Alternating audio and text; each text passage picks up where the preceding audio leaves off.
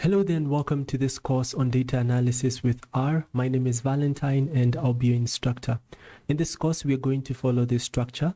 We'll first start off by learning about the learning outcomes, which are just goals that we are expected to have achieved by the end of this workshop.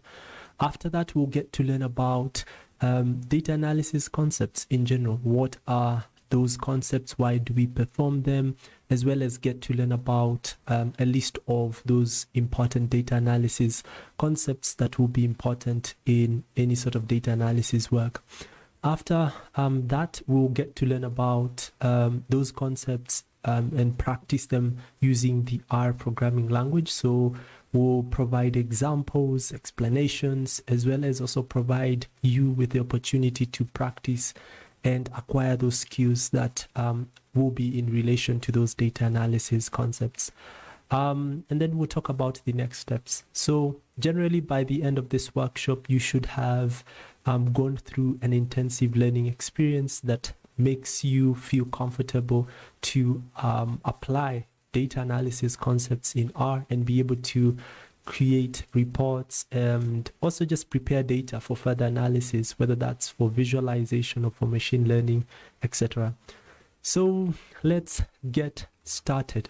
So by the end of today, we are expected to have achieved these learning outcomes. So we should be able to identify the importance of learning data analysis with our fundamentals in relation to data science work. We should be able to demonstrate the ability to select columns as well as filtered for data in R. We should also be able to use sorting, aggregate functions, as well as grouping methods in R for just efficient data analysis that would help us be able to answer research problems that we might be having.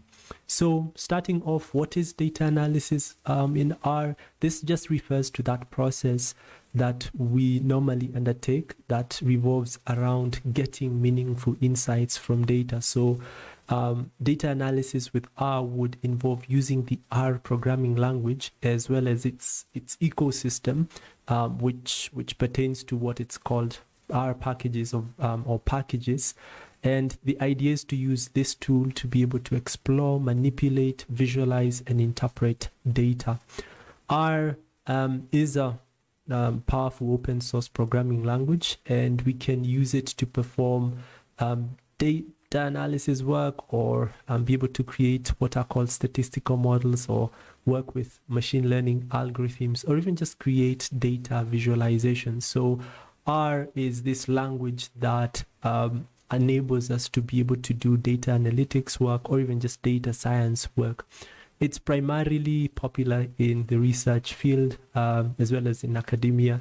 So just getting to learn about how to work with R for data analysis will provide you with an extra skill set that will come in handy if you're looking towards going into either research work or academia work that involves working with data.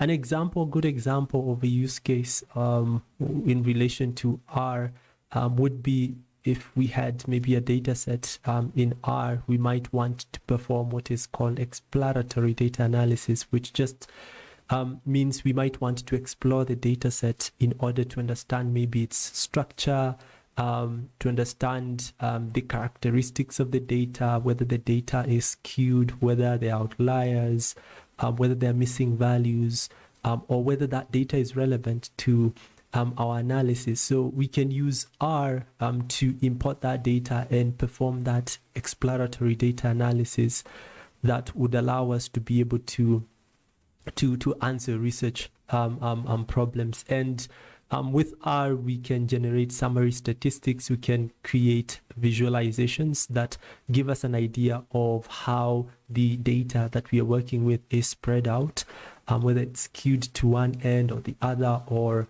towards the center. That's with regards to the mean. We might also be able to use R to identify patterns and relationships as well as detect outliers. Our main focus will generally be to use R for data analysis work. I do understand this example covers a bit of what is called data wrangling. That means cleaning data or preparing data for further analysis. That's not what we're going to be covering. our assumption is that the data that we are working with will be already clean data, and the idea is now to look at that clean data and be able to answer research problems based on now the techniques that we have performed in order to get the insights that we generally want. Why would we want to learn how to work with R? There are many languages, again, that you can use to perform data analysis, not only languages, but also tools. Another alternative to R would be Python. You could also use basically just Excel if you wanted to perform data analysis work. But R stands out because of various reasons, amongst which some of those popular reasons are it's a versatile language, so we can use R to perform statistical data analysis work for whatever field that we might have, provided again we are working with data. We can also use R because it's open source, which means that we can be able to modify code that has been written by others in relation to R, and which of course would come in the form of what is called a package. We can rewrite those packages to be much more suitable for our use case. We can also, if we have any problems in relation to maybe some sort of analysis that we might have, we can ask the community of our users those questions through different platforms. There's Stack Overflow, and it's highly likely that you'll find a solution to what you're looking for in a matter of seconds than, or even minutes, than wait for a bit of some time.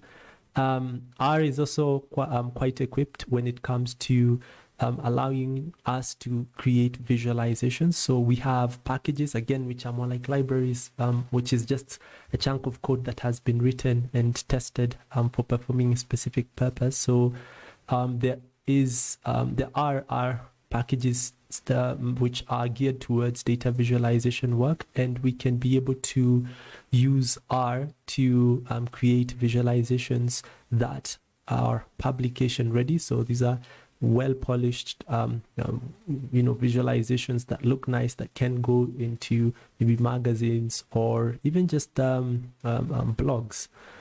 And last, we can also use R because it has extensive tools for statistical analysis, and whether that be hypothesis testing, regression, time series analysis, etc.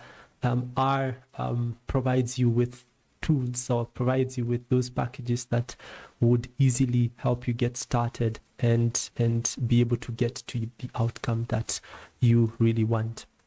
In terms of deliverables, the end goal of us learning data analysis concepts is to be able to create possibly exploratory data analysis reports, depending again on the research question. In some other situations, we might just want to create visualizations to support whatever claims that we might have maybe within an article.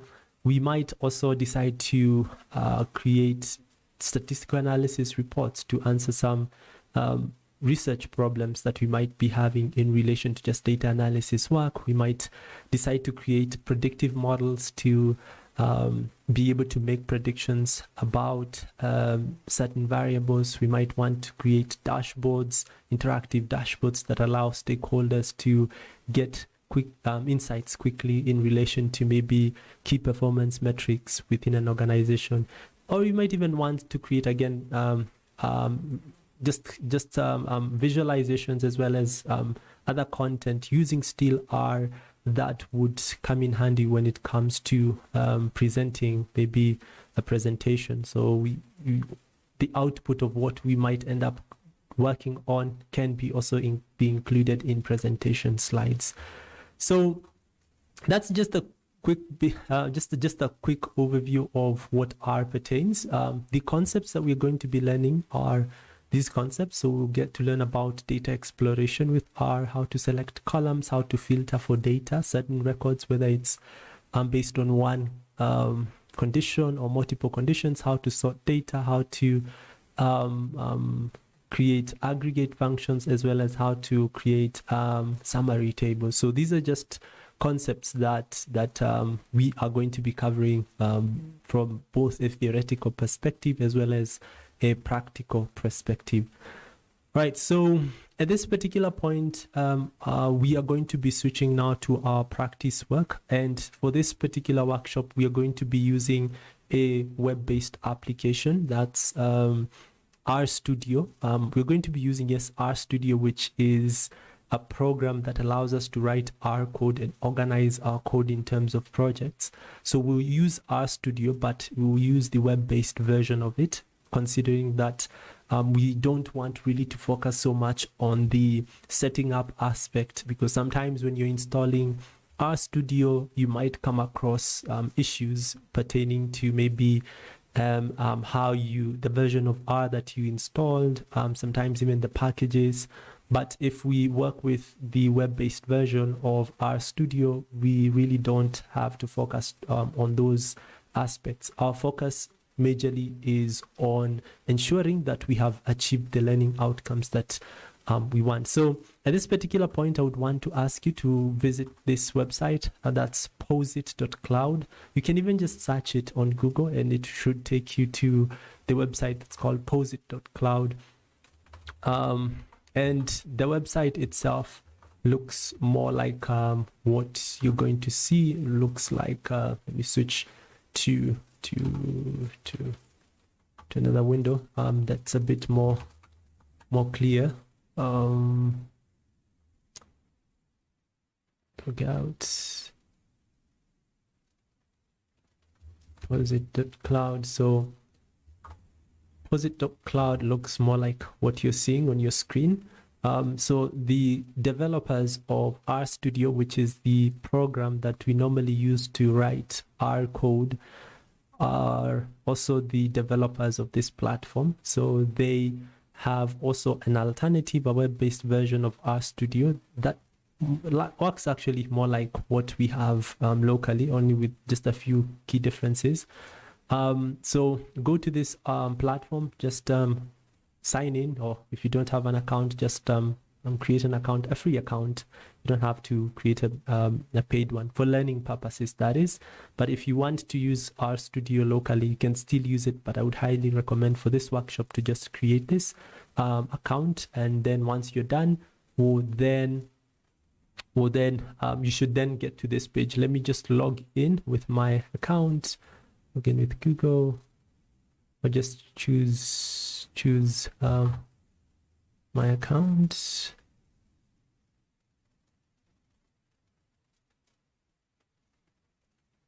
And I should get to this page, which is a dashboard. And to get started creating your first project, you need to go to the top right. So we are going to create our first RStudio project, our first R project. So we should go to here, but you can still call it RStudio, and click on new RStudio project. And you should be redirected to another page. And at the very top, you can rename whatever that you want this project to have as a name. So I can click on that and name it as R for data analysis, and press enter. And once that is done, the RStudio cloud version will appear on the screen. You can give it a few seconds. So yes, so this is just RStudio on the cloud, but if you want to download RStudio, you could always just Google RStudio and you can be able to download it. Just a quick an introduction to what we have here. This is the environment that we can be able to do our analysis on. We have a console over here, and we also have an environment tab over here, as well as a files directory over here. There are various tabs which might be self-explanatory. Sometimes if we don't want to navigate through the files directory visually, we can use a terminal, which we can be able to apply just Linux commands if you want. Background jobs will just be able to display just whatever we'll be installing behind the scenes. For example, if we have an R package that we want to install that allows us to do maybe some sort of analysis, then we will be able to see what's happening behind the scenes, like how that package will be installed behind the scenes. So that's what we can do there. And we are going to be uploading just a few files that we'll have provided. So I'll provide a link. We've actually provided a resource link in the description section of this video, so be sure to visit that. I'll get to just walk you through that in a few. So that's the environment that we're going to be using, and there's another window that will pop up at the top, on the top left over here. It will be a code editor, but that will only pop up once we have a certain project. But if you click on this project.rpog, you can be able to create whatever project that you want, but we don't want to do that. So let's first of all download the file, the resource file that we have provided. So we have provided a data analysis with R practice resource. This is a sample practice resource, but if you want to get the extensive resource that has many challenges as well as solutions for the work that we're going to be doing, you can always become an Afterwork member and support the work that we're doing. So but yeah, for this purpose, you can click on sample practice resource, click on this link, and it should open this page, and then you can download this file. So I'm going to click on download. It's a markdown, and it's an R markdown file. It's a type of a file that we can be able to write R code and be able to save it. So click on that and it should download, and then once it has downloaded, you can go back to POSIT Cloud. By the way, feel free to pause the video or rewind just in case you've missed something. That's the beauty about streaming. You can always rewind and figure out and go back and understand what you might have missed. So once you have downloaded it, we need to upload that file inside our file section. So we need to go to upload, then we would need to choose the file. So you need to click on choose file to choose the file that we have downloaded. It will open another pop-up that will take you to your files directory. You won't see that on my screen because I haven't shared, but I can see what's happening on this screen. So I will select the sample notebook that I have shared I have downloaded. So I'll just click on that sample notebook, and it should be selected, as you can see, and then I'll say okay, and it will show up at the bottom right here. So that is the sample notebook that we need. So you also need to download it and upload it using those steps. Once you have done that, click on it, and now the editor should pop up over here. So this over here, it's an editor window that we can be able to do our analysis on. So once you've clicked on that, once it has popped up, you can just click on it. Asks us that it needs to install our Markdown or Tidyverse. If I click on install, you'll see some background jobs happening behind the scenes, which is sometimes you might want to do this, but sometimes you might want to have a look at what's happening behind the scenes to just see when exactly possibly the installation of the package has ended. So it might take a few seconds. Another thing is that maybe you might not want to preview, you might not want to have a look at what's happening behind the scenes. There is a minimize icon over here. So there's this minimize, and also this is a maximize icon. So you can always use either of those two icons to be able to just minimize. So if I click on minimize, I will be able to minimize and can be able to see what's happening.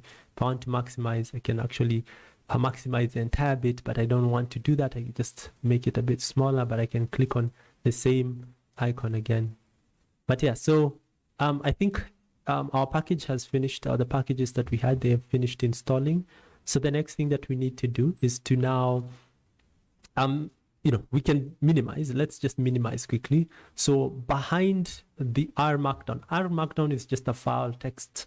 It has just text inside that file, and the language. So the text that is written, that we write, is usually in what is called a Markdown language, but we don't really need to focus so much on that. But you can just know that Markdown language usually takes in, let's say if you put a hash in front of any content of any line, that will be considered as heading 1, H1.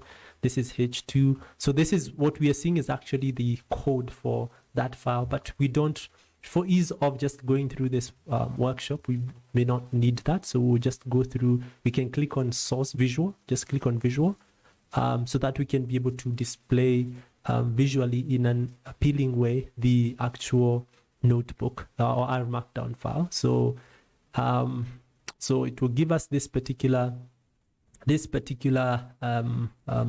pop-up, which just tells us the conversion might have an effect on our file, but it's okay. We just want to use visual mode, and now we can be able to see that we have at least something that looks a bit more cleaner.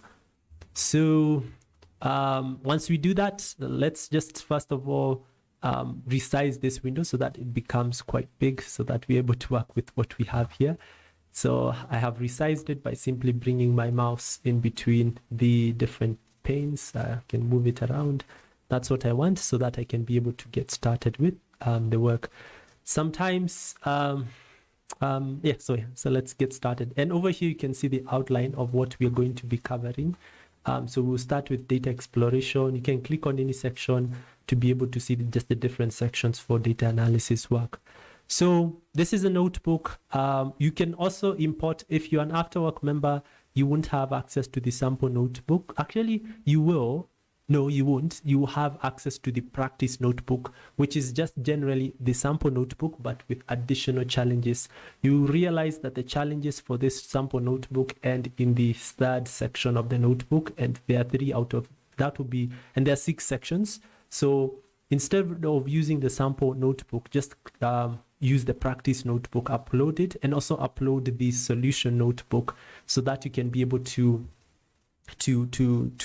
verify your answers, and you will be able to see that by clicking on the solution notebook. So if I'll upload my solution notebook, the solution notebook that will come in handy in this work. So let me just upload it, some solution notebook. So say okay, but if you're not an Afterwork member, you don't need to go through the steps. So if you click on the solution, I've uploaded it. So if I click on it, it will show up at the very top. There's a new tab at the very top, solution notebook, and I can navigate through those 2 tabs as shown. So for solution notebook, I also need to make it to appear visually rather than just see the source. You can see the solution one. The solution has like solutions for the challenges that we're going to have.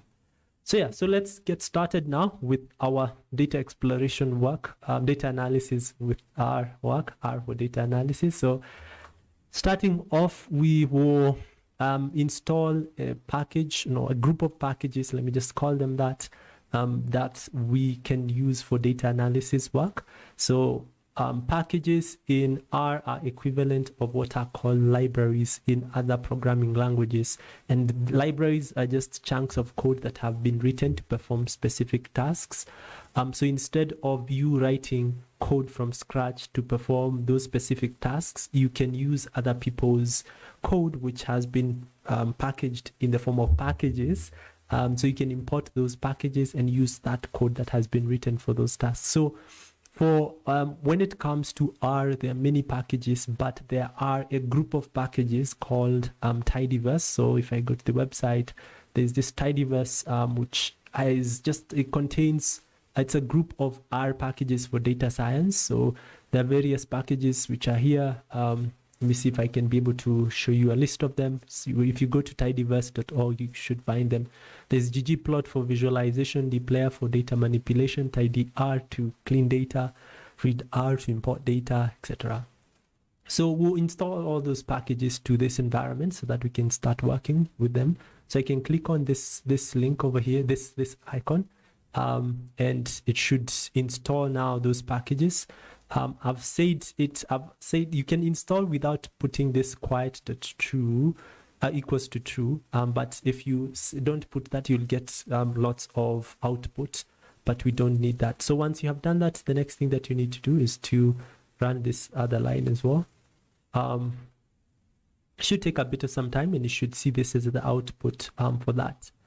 And then we can get started now with data exploration. So there are a few concepts in relation to data exploration. So the first concept that we are going to learn is to preview the first 5 records of a data set once we have imported it.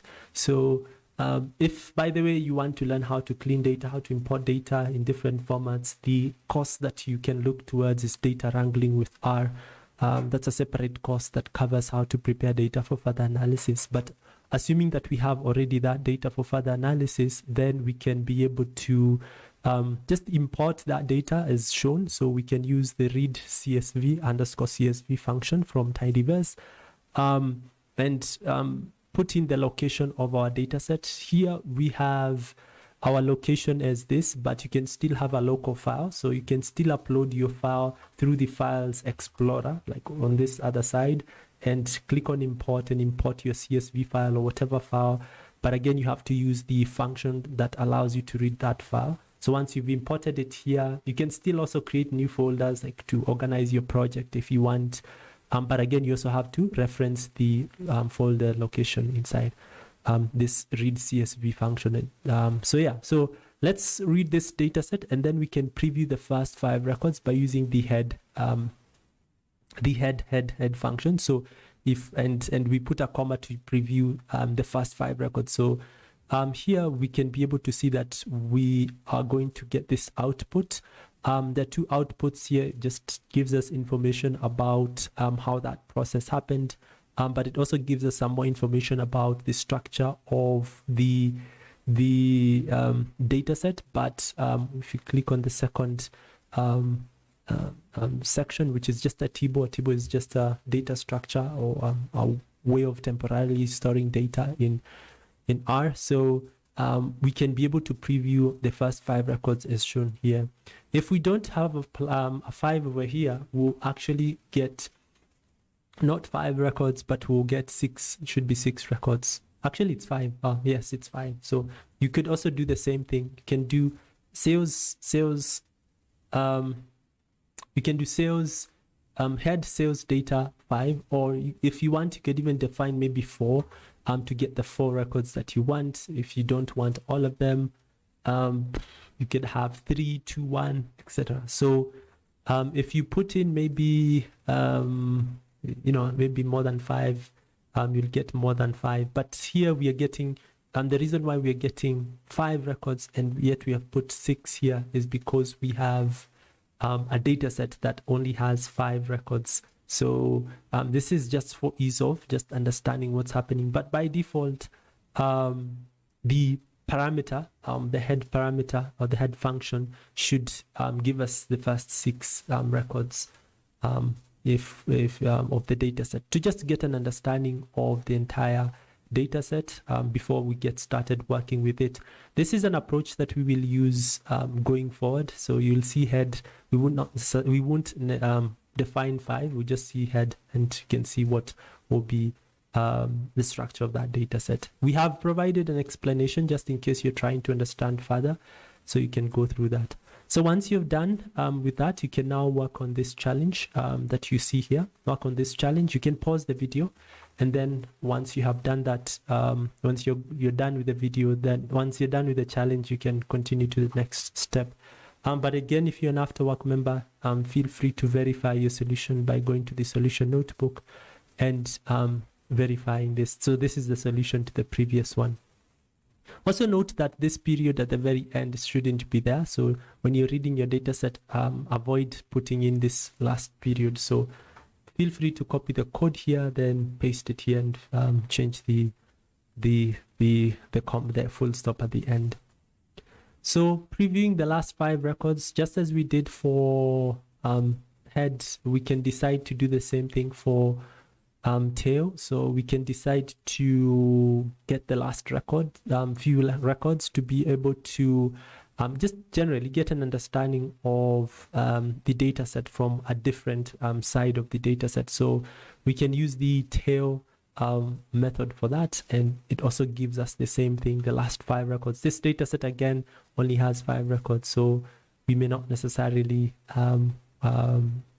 we may not necessarily get the data sets that we have, but yeah, many records. But again, if you also want, you can define maybe the last 3 as shown, comma 3, so we'll get the last 3 records from that data set. So yeah, so that's a bit about it. If we wanted to yes, so yeah, at this particular point, let's pause this video, work on this challenge, and then after that we can continue. In some other situations, we might want to take a random sample, which would give us not only just the data sets, the first 5 or the last 5, it would give us just a few records that have been randomly selected from the larger data set with an idea to ensure that we just have a fair image of the data set. So sometimes the first 5 records might be misleading, or the last ones might be misleading, but in order to maybe get a good idea of the entire data set, we might want to just quickly get a random sample. So we can define, we can import the data set, then store it in a variable. Then here we are creating a new variable and we are assigning it the result of this operation. So sales data, we want to apply this operation where we take a sample of whatever size that we want. We want sample of 5. Sample n will just give us the random sample. So we give it a 5 as the argument, as the input, and it should give us the outcome of that of sales data. So if we run this, we should be able to get an outcome of a random sample of the entire data set. So we could decide to preview the initial data set initially, and then later onwards check out, we could decide to maybe check the first 5 records, last 5, but we can also decide to take a sample and get a better view of the data sets. And you might see that if you run the same thing, you get different data sets, different records than I am. And the reason is because the random aspect is different from what for me as well as for you. Like, randomly it would mean that you would get different random records as I would. So don't worry so much about it. That aspect just happens. And also if I run this again, I'll still just get different random records. So I started with a 2 initially, now I have a 4, 9, etc.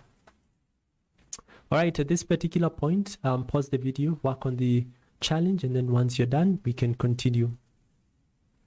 The next thing that we need to do is to learn about selecting columns. So we can select a column if we want to specifically maybe use that column to answer a research problem. So first of all, let's load this new data set, this data set that we have. So we're going to load this data set. You remember when I told you head actually allows us to get 6 records. So we use the head function to get 6 records, which is also different from in other languages. Like in Python, we usually use, we always retrieve just 5. But in our case, we can get just 6 records to just get an understanding of the structure. So we have product name, price, and sales. And to just select price column, just only, we would, first of all, create the variable where we want to store the price column. Then we use the left assignment operator to store now the outcome of this operation. So we use the select function to be able to define what we want to select in terms of a column. We want price, we want to select price from this particular column, sales data. And that's it. So once we have done that, we print out the price column here, and we should get 10, 75, 120, etc.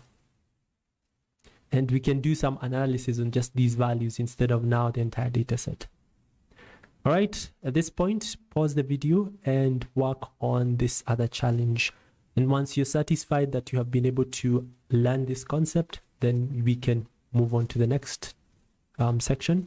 Selecting multiple columns. So aside from just selecting one column, we might want another column to select 2 columns. Maybe you might want to select two columns so that you create a bar chart. Then that's also okay. So let's first of all select, read the data that we have. So we read this data. and we this is how the data looks like. The structure, we have email, name, email, and phone number. And then here we have code that allows us to just be able to select just multiple columns. So just like the previous example, we selected only one column, selected only name, but we can now decide to select multiple columns by giving the select function multiple names. So we have name, we have email, and yeah, so then we can print them out. You can use a print function if you want. We can decide not to use a print function if we want. Yeah, so that's what we have. But assuming that we wanted also to select phone number, because phone number has a space in between, you would use the delimiter. Is it delimiter? That's character that's just next to 1 on your keyboard. You just enclose your column, and then you can be able to select, let's say, phone number, etc. All right, at this particular point, pause the video and then practice that concept. Once you're done, then we can move on to filtering. So the next thing that we're going to learn is just being able to filter for data, like get the data sets or data set records that you need to answer your research question. So you might want to just select maybe a subset of your data based on a particular column. So let's first of all load this data set by clicking on run. And this is what we have for this data set. We have product, category, price, and sales.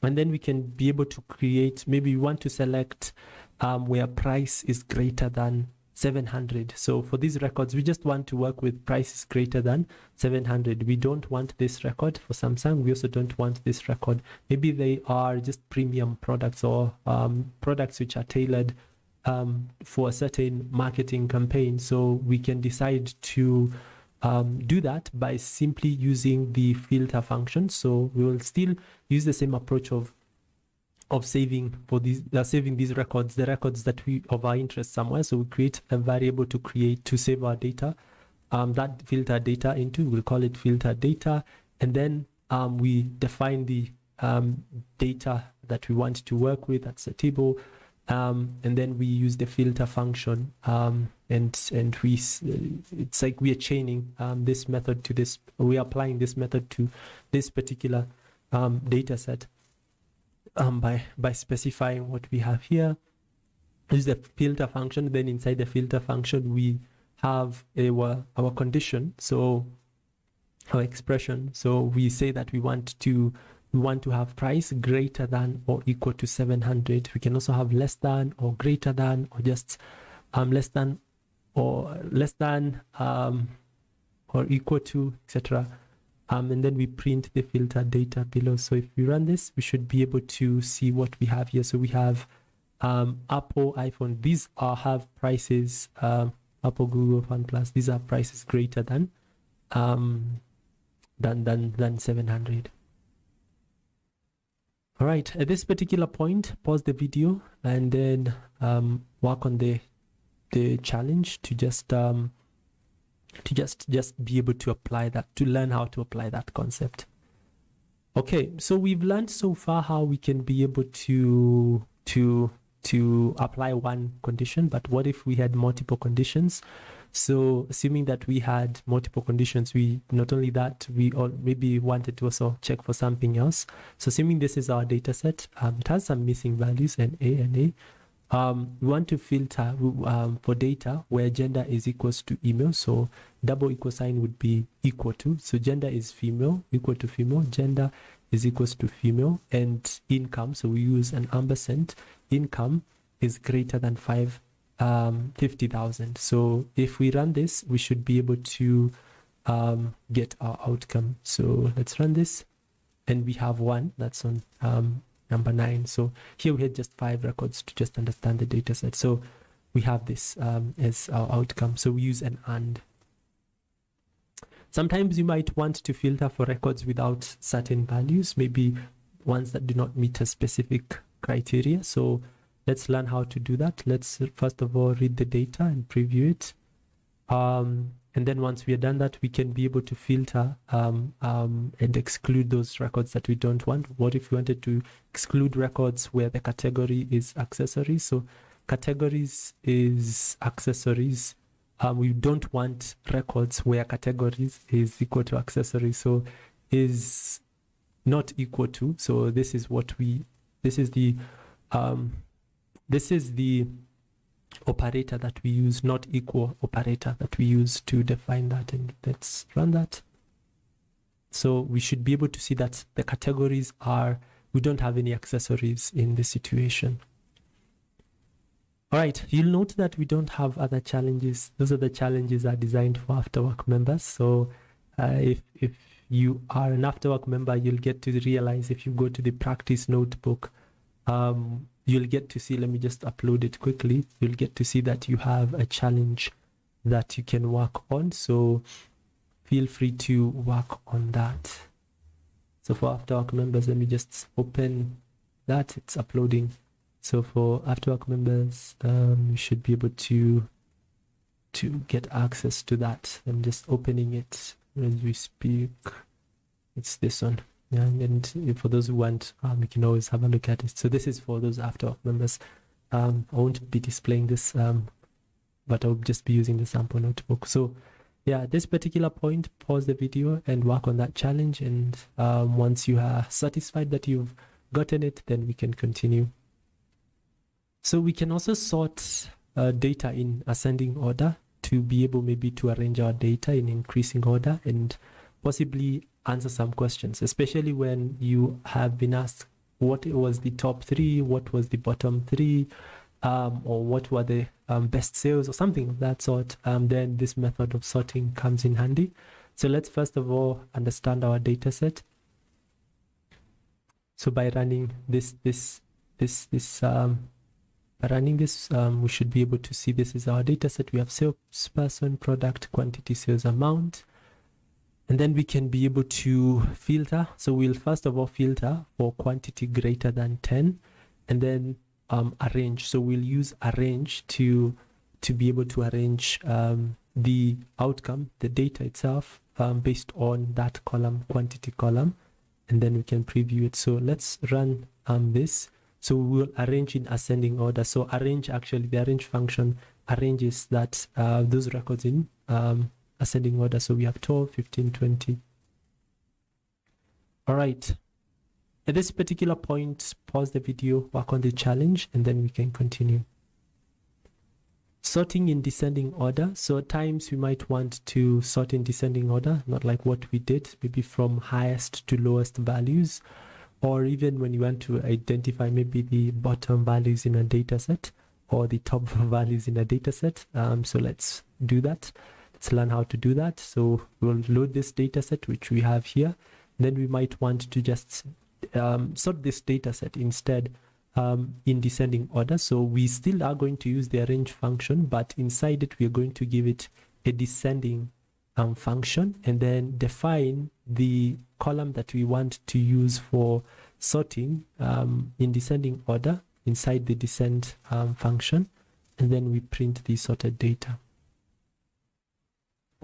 So as you can see here, sales amount has been sorted. So the records have been arranged in descending order based on sales amount.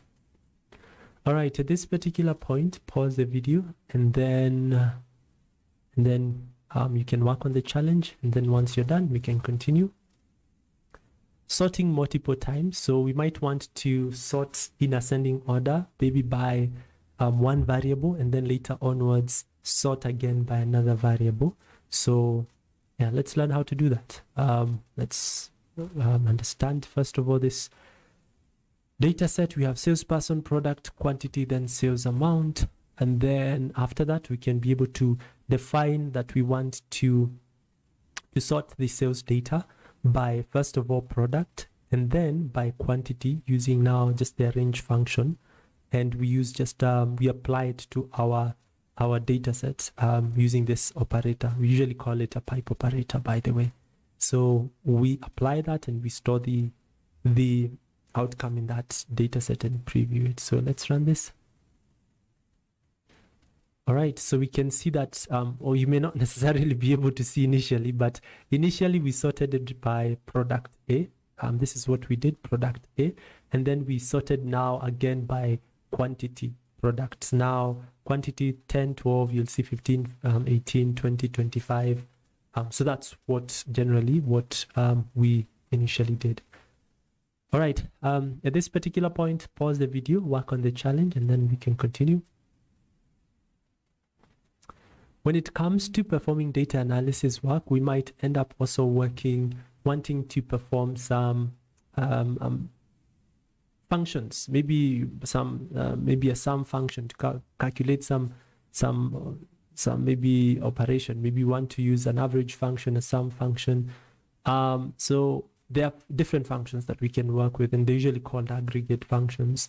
So for example, the sum and aggregate functions allow us to just calculate the total sum and average of just a set of numerical values. So let's learn how to work with sum and average function. Let's first of all explore this data set, which we have here. Then we can calculate the total. Let's say we wanted to calculate the total. We wanted to learn how to work with the sum function. So calculate maybe the total prices. We can be able to use the summarize function. Then inside that summarize function, we would define that we want to calculate the sum of the price. So sum of price would be sum of this column, the one that we have here, and then we store the value inside total sum, and we would store now the output of that summary inside total sum variable, which we'll preview here. And we also do the same thing for average price. We use the min function for that. So two things to note here. We use the summarize function as well as the respective function that we want to use. So for example, to calculate the total sum of prices in the data set, we use the summarize function as well as the sum function to be able to have the total of what we have. The same case calculating the average price. So if we run this, we should be able to see that we have total sum. So the first, if you click on the first table, that's a data frame. It's just a data structure. We have 2430, which is a total sum, and average sum, average price would be in the second one, so 243. Okay. Aside from average and sum and average functions, we can also do the same case for minimum and maximum. It's almost the same. So let's run this, and we can be able to see. So we have minimum and maximum. So, but only the thing that changes is just the different variable. You can name it differently if you want. And we just have that as shown here. So we have minimum price, maximum price. All right, pause the video, work on the challenge on minimum and maximum, as well as also the one on average. And once you're done, we should be good to continue to summary statistics. All right. In some other situations, we might want to calculate multiple we might want to perform multiple calculations. Maybe you might want to perform mean, median, mode, standard deviation, and range all together instead of just doing that separately. So instead, we can use what is called the summary. We can still use the summarize function, but again, we can use those different statistical functions that would allow us to get to that data. So let's first of all load this data set, sales data,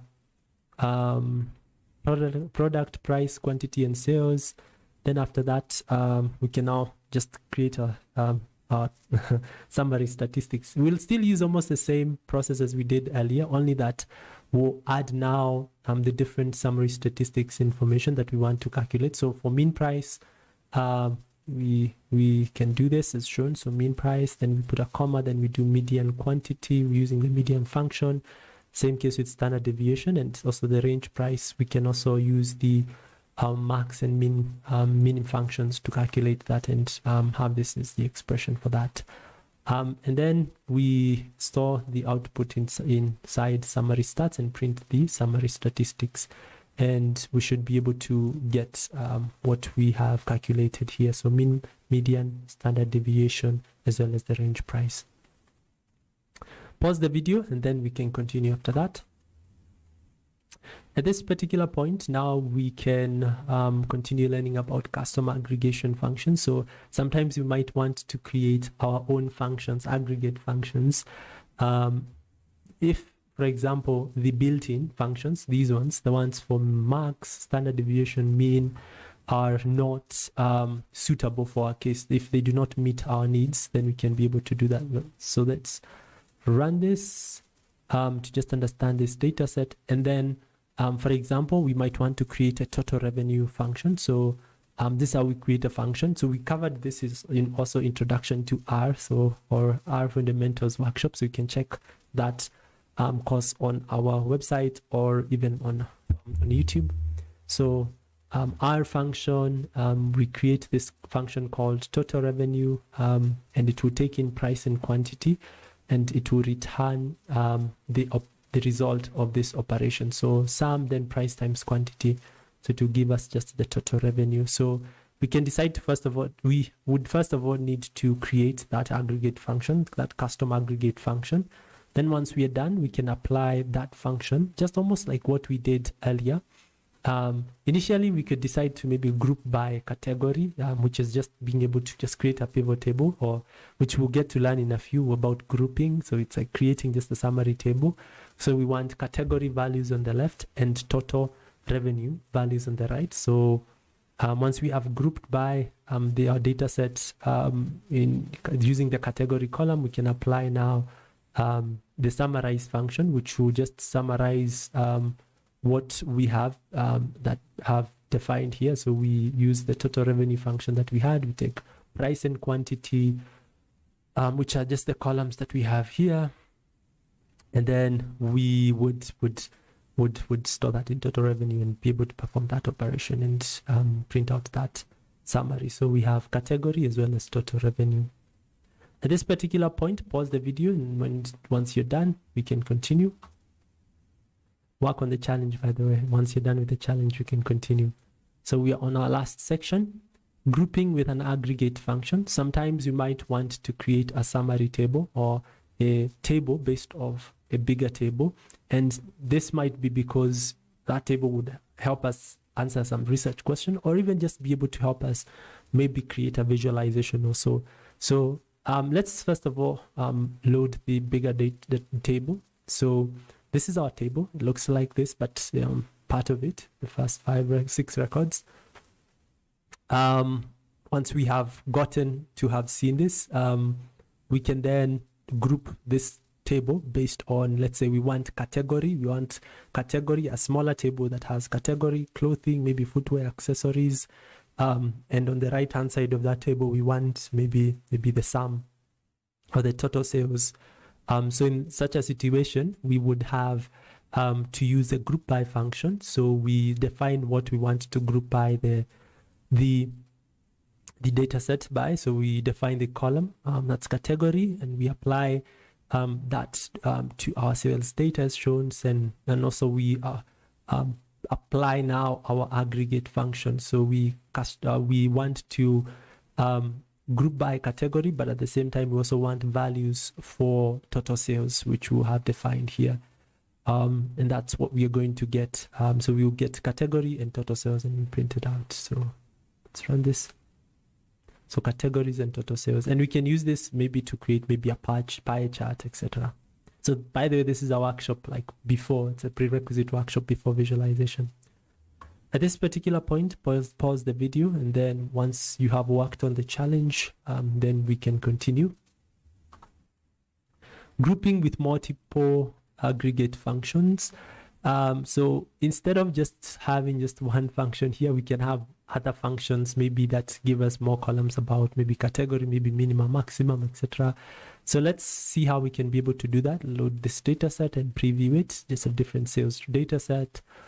And then once we have understood it, we can now group by category, and then we might want to use multiple functions. So we might want mean price and median price. So we use the mean and median functions Also, something to note is that we can also write our own custom functions if we wanted to. So let's run this and we should be able to see category, which we have multiple categories here. Then we have mean price and median price. All right, pause the video, work on the challenge, and once you're done, we can move on to the next one. This will be the last concept you're going to be learning. So we can also group with multiple columns. So instead of just having category, we can have multiple category. We can have multiple columns. So let's run this to understand our data set. So we've seen how our data set looks: salesperson, region, product, quantity, sales. And then we can now start. We will group by, we apply the group by function by region as well as product, and then apply now this function to these two functions, total quantity and sales. So we want now total quantity and total sales for product as well as the region. Then we print it out. So if we run this, we should be able to see now east, then west, so product ABC. So we can be able to see that. So initially we grouped by region, which is east, west, then we grouped again by products. You might end up having multiple products within products, maybe within region, one region. So yeah, so generally that's generally how we can be able to work with grouping. We can be able to create summary tables. So by the way, once you're done, assuming you're done with work, you can just say Control Save. You can go to File, then Save As, or Save. That should save your file on the top, on the far right. Or let me just make this a bit bigger because we are done with the work. Now, if you want to export this notebook, you just click on the RMD file. So you need to look maybe sample notebook RMD. So you would need to click on this, and then you can go to More. Then you select export. And you select just export. Let me see if I can be able to move this a bit up so that you can be able to see. So I've selected the notebook that I want, R Markdown. And just note that there's also a HTML document that we don't need at the moment. So, so once you select that, you can go to More, then Export.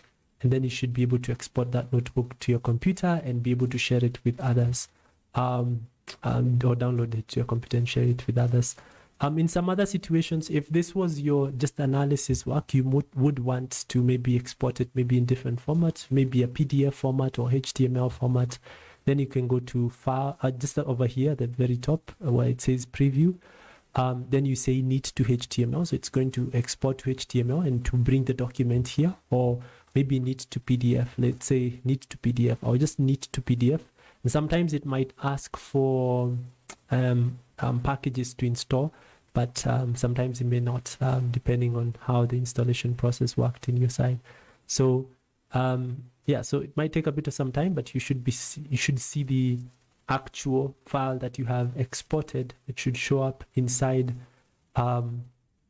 this particular document. So let's say needs, or you can check to maybe you can even need to sample notebook.